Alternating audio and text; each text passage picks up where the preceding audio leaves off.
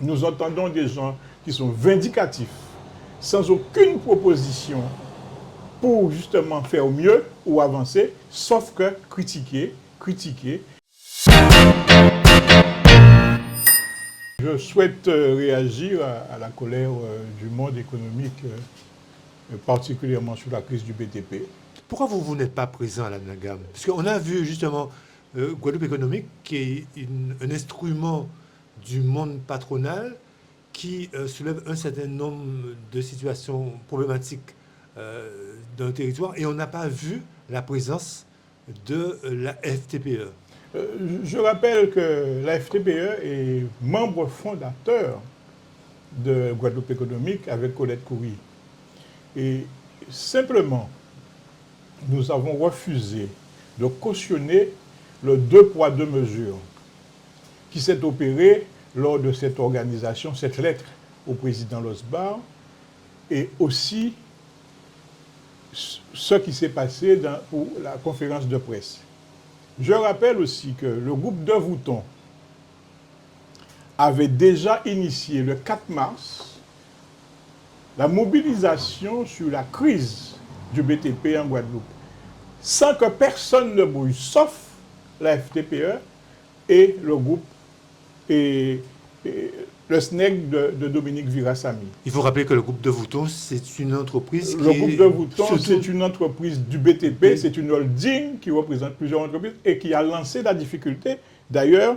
Et ensuite, le préfet de Vimeux a initié le 20 mars une réunion avec l'ensemble des organisations patronales sur la crise du BTP et la situation de l'économie guadeloupéenne. Et il s'est engagé à réunir le monde économique, les collectivités majeures, départements, régions, sur cette crise-là. Donc, je n'ai pas compris pourquoi cet empressement de vouloir faire une lettre ouverte au président Losbar.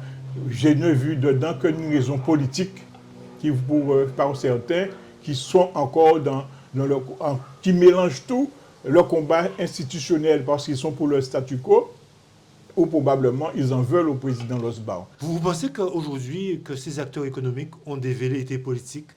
Mais je ne sais pas s'ils ont des velléités politiques, mais leur action ne concerne plus l'action économique pour le développement économique.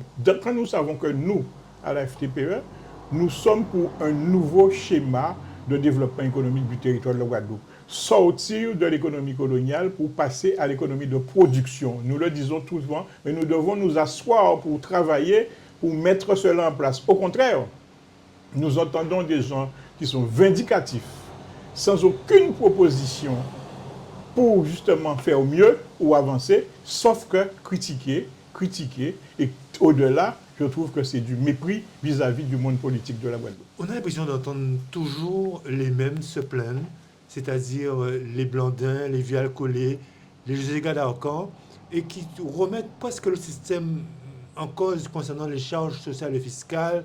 On sait que toutes les entreprises ont des difficultés, mais il est dit par les services de la CGSS, notamment par l'URSSAF, que plus de 80% des entreprises guadeloupéennes payent leur charge sociale et fiscale. Comment vous expliquez qu'aujourd'hui, que ces mêmes personnes sont toujours en train de quémander ou de demander des faveurs? Vous savez que la situation économique de la Guadeloupe est terrible. 528 entreprises liquidées entre janvier et juin. C'est vrai que nous devons nous asseoir pour réfléchir, pour trouver une autre issue, proposer au gouvernement une autre issue économique et particulièrement mobiliser d'autres critères de loi pour que nous puissions évoluer. C'est la raison pour laquelle que nous, FTPE, nous avons réfléchi avec bien sûr le SNEC sur les préconisations économiques que nous apporte l'article 74 de la Constitution. Et ça, nous l'avons publié, les presses l'ont eu, parce que nous savons qu'aujourd'hui, il faut protéger le foncier, il faut donner plus de mesures aux entreprises pour pouvoir se développer, et il faut que nous réfléchissions sur un nouveau schéma de développement économique. C'est aussi la raison que nous sachions que la coopération économique où nous travaillons aujourd'hui avec le Québec est une solution aussi pour que nos entreprises puissent avoir plus d'ampleur et regarder sur d'autres marchés. Et pourquoi ces acteurs économiques sont contre justement ce changement institutionnel et statutaire?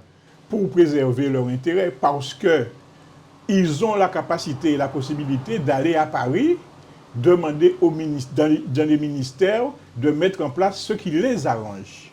L'exonération fiscale, le différentiel de l'octroi de mer, etc., etc. Et comme ils le font, ils peuvent le faire parce qu'ils ont les moyens, nous n'avons pas ces moyens-là.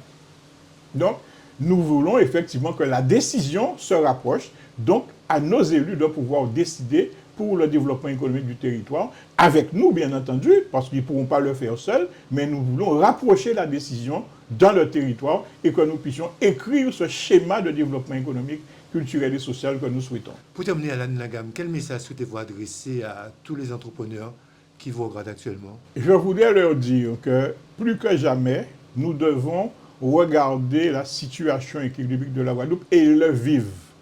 Ils doivent effectivement comprendre que la difficulté et la misère dans laquelle ils sont aujourd'hui, de ne pas servir de bouc émissaire à certains qui cherchent à défendre leur propre intérêt, mais de réfléchir à leur situation et d'évoluer. Il faut obligatoirement que la Guadeloupe évolue dans son schéma économique, mais aussi dans son schéma social.